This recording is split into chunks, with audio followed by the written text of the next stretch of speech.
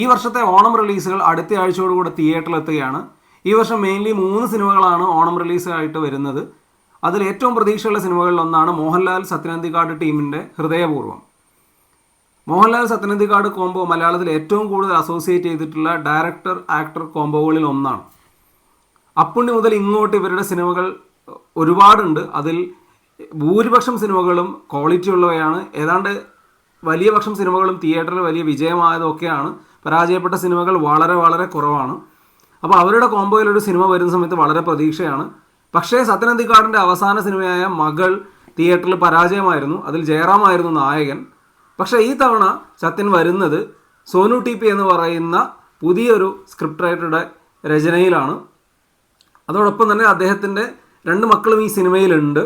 Then ഒരുപാട് പ്രത്യേകതകൾ സത്യനന്ദിക്കാടിൻ്റെ ഈ ഒരു സിനിമയ്ക്കകത്തുണ്ട്. കാരണം ഇതിനകത്ത് ലാലേട്ടൻ്റെ കഥാപാത്രവുമായി ബന്ധപ്പെട്ടൊക്കെ തന്നെ ഒരുപാട് പ്രത്യേകതകളുണ്ട്.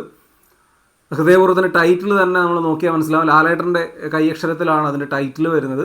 സോങ് കഴിഞ്ഞ ദിവസം റിലീസായിട്ടുണ്ടായിരുന്നു. നല്ല ഒരു സോങ് ആയിരുന്നു. സോ തീർച്ചയായിട്ടും കുടുംബ പ്രേക്ഷകർക്ക് തിയേറ്ററിലെത്തി ആസ്വദിച്ച് കാണാൻ പറ്റുന്ന മറ്റൊരു സത്യനന്ദിക്കാടിൻ്റെ സിനിമയായിരിക്കും ഹൃദയപൂർവ്വം.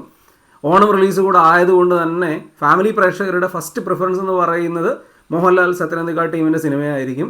സോ ഈ പ്രതീക്ഷകളെല്ലാം നിറവേറ്റാൻ സിനിമയ്ക്ക് കഴിയുമെന്ന് കരുതാം.